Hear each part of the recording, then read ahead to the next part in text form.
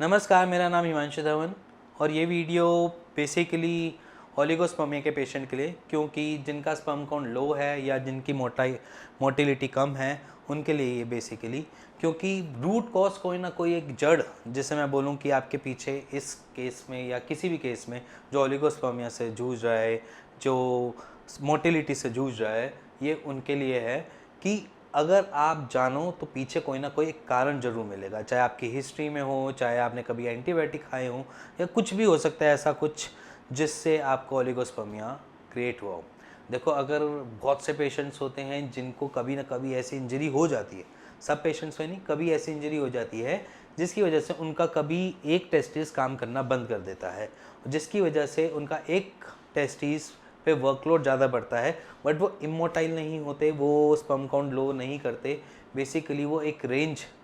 हो जाती है कि उनकी स्पर्म काउंट लो हो जाता है, बट वहाँ पर भी कहीं ना कहीं उसको अपग्रेड कर सकते हैं। मान लीजिए अगर एक टेस्टिस वर्किंग कर रहा है तो उसको हम और बूस्ट कर सकते हैं, क्योंकि आपके पास एक बॉडी के अंदर से ऐसी पार होती है, क्योंकि हर बॉडी के अंदर एक पार होती है कि अगर आप देखोगे तो किडनी में भी अगर जिनकी एक किडनी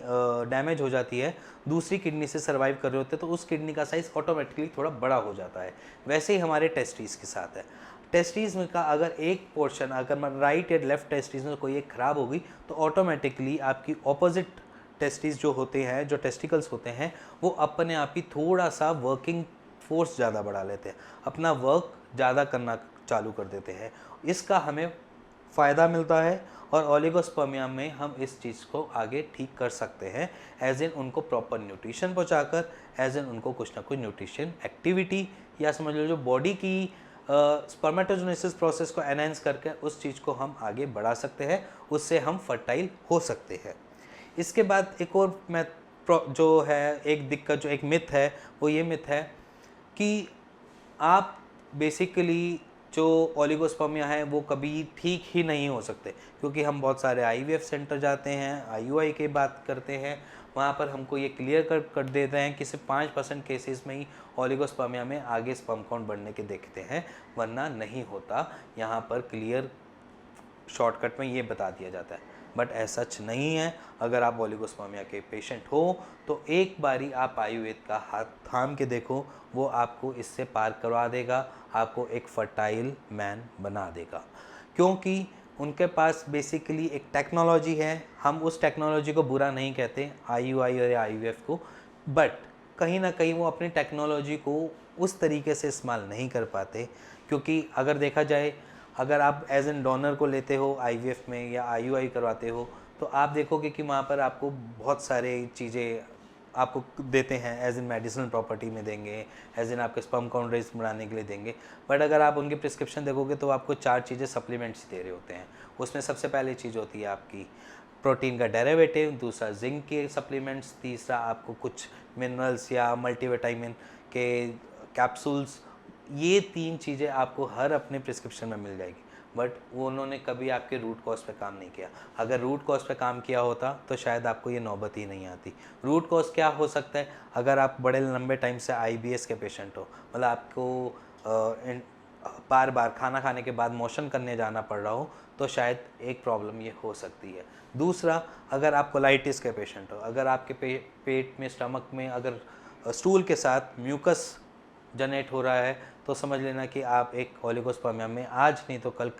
पहुंच जाओगे, एज इन आपका स्पर्म काउंट कम हो जाएगा। उसके पीछे भी रीज़न है, क्योंकि हमारा स्पर्मेटोजेनेसिस का जो प्रोसेस होता है वो सबसे लीस्ट प्रायोरिटी में होता है। मतलब अगर बॉडी को किसी चीज़ की नीड है तो अपनी पूरी बॉडी पे लगाएगा। 7th स्टेज पे रखता है आपका स्पर्मेटोजेनेसिस का प्रोसेस, इसलिए वहाँ तक एनर्जी और न्यूट्रिशन पहुँचने के लिए उसको सबसे लीस्ट प्रायोरिटी में रखा जाता है, जिसकी वजह से उनके पास सबसे लास्ट में वो चीज़ पहुँचती है। अगर आपकी बॉडी में कोई एनर्जी या न्यूट्रिशन यूटिलाइज करने हैं तो बॉडी के सारे पार्ट्स कर लेंगे, बट वो सबसे लास्ट में जाएगा। तो बची कुछ एनर्जी जो होती है वो सबसे लास्ट में स्पर्मेटोजेनेसिस के प्रोसेस में यूज़ होती है। तो वहाँ पर हमने क्या करना है? वहाँ पर हमने अपना आईबीएस का ट्रीटमेंट करवाना है, या आईबीएस हमें हो रहा है तो उसको ठीक करना है, या इसके साथ साथ हमने अगर कोलाइटिस है तो कोलाइटिस को ठीक करना है। और फिर उसके बाद कौन से केसेस हम देखते हैं जो ओलिगोस्पर्मिया में कन्वर्ट हो जाते हैं, या कभी सर्जरी हुई हो, क्योंकि बहुत सारे पेशेंट्स की प्रोस्टेट सर्जरी हो जाती है, बहुत सारे वेरिकोसील की सर्जरी करवा लेते हैं, उसके बाद एक लिमिटेशन आ जाती है कि स्पर्म काउंट उससे ऊपर बन ही नहीं रहा। कॉज ऑफ मे बी शायद वो स्पर्मेटिक कॉर्ड एक रीज़न बन सकता है, क्योंकि स्पर्मेटिक कॉर्ड एक ऐसी जगह है जहाँ पर आपका स्पर्म ठहरता भी और ट्रांसपोर्ट भी होता है। अगर वहाँ पर कोई ऑब्स्ट्रक्शन आ रही है तो मे बी शायद वो आपकी रिपोर्ट्स में रिफ्लेक्ट हो सकती है। अब बात करते हैं उन पेशेंट्स की जिनको कभी टीबी हुआ हो या उन्होंने हैवी डोज ऑफ एंटीबायोटिक खाई हो, क्योंकि टीबी में हम देखते हैं कि उनको एंटीबायोटिक्स इतने ज़्यादा खाने पड़ते हैं जिसकी वजह से उनका बोला इन्फेक्शन तो ठीक हो जाता है, बट एंटीबायोटिक एक साइड इफेक्ट भी है। एंटीबायोटिक के क्या साइड इफेक्ट हैं कि वो आपके स्पर्म काउंट पे कम कर देता है, आई मीन टू से आपके स्पर्म को बनने से रोक देता है,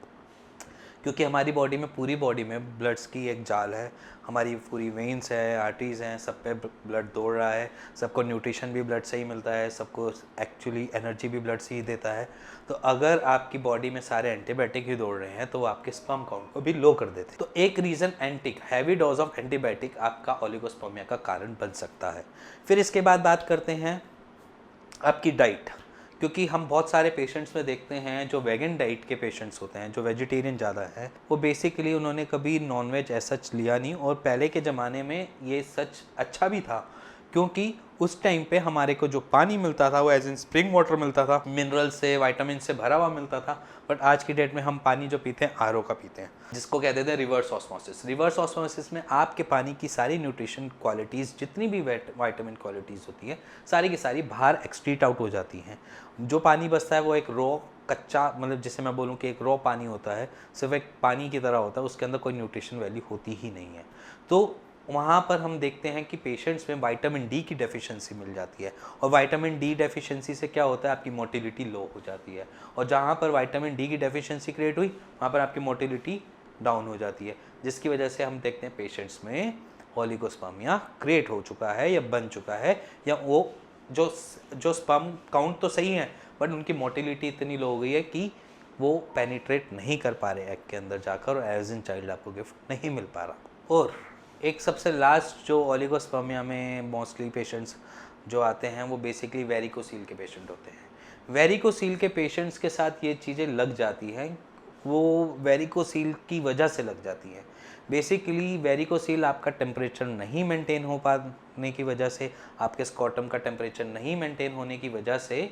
आपको ये ओलिगोस्पर्मिया दिक्कत हो जाती है। वो इसलिए हो जाती है क्योंकि आपकी बॉडी का टेम्परेचर है 37.5 डिग्री सेल्सियस, और आपके स्कॉटम का टेम्परेचर कितना रहता है 35 डिग्री। 2 सेल्सियस का जो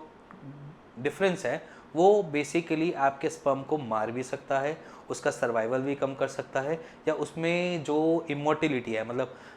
देखा जाए जो आपके स्पर्म की मोटिलिटी है उसको भी कम कर सकता है। तो वेरिकोसील एक बहुत बड़ा इशू बन जाता है ओलिगोस्पर्मिया में आने की वजह से। और अगर वेरिकोसील के पेशेंट अगर आप हो तो आप बेसिकली अपना एक अल्ट्रासाउंड, अगर आपको ऐसा लगता है कि आपकी नीचे की नसें फूली हुई दिख रही हैं, या आपकी नीचे टेस्टिस के, आई मीन टू स्कॉटम के नीचे की नसें फूली हुई दिख रही हैं, या वहाँ पर सूजन सी आ रही है, तो एक बारी अपना USG स्कॉटम माई सेल्फ लिखकर डायग्नोस सेंटर में जाकर एक टेस्ट करवा लीजिए। उसमें आपको एक आइडिया हो जाएगा कि आप वेरिकोसील के पेशेंट हो या नहीं। सो अगर आप वेरिकोसील के बारे में कुछ भी जानना चाहते हैं या ओलिगोस्पर्मिया के बारे में कुछ भी जानना चाहते हैं तो नीचे दिए हुए नंबर पे हमें कॉल कर सकते हैं, या अपनी रिपोर्ट्स को शेयर कीजिए, जिससे हमें एक आइडिया लगेगा कि आपके साथ क्या हिस्ट्री रह चुकी है, आपको क्या प्रॉब्लम रह चुकी है। और हमारी टीम है डॉक्टर्स की जो आपके साथ हमेशा रहती है, तो आप बेचिंतित होकर नीचे वाले नंबर पे फ़ोन कर सकते हैं, अपनी रिपोर्ट सेंड कर सकते हैं और उसका एक राइट सॉल्यूशन ले सकते हैं। और अगर आपको ये वीडियो पसंद आई है तो please like share bell icon दबा दीजिएगा। Thank you and thank you very much.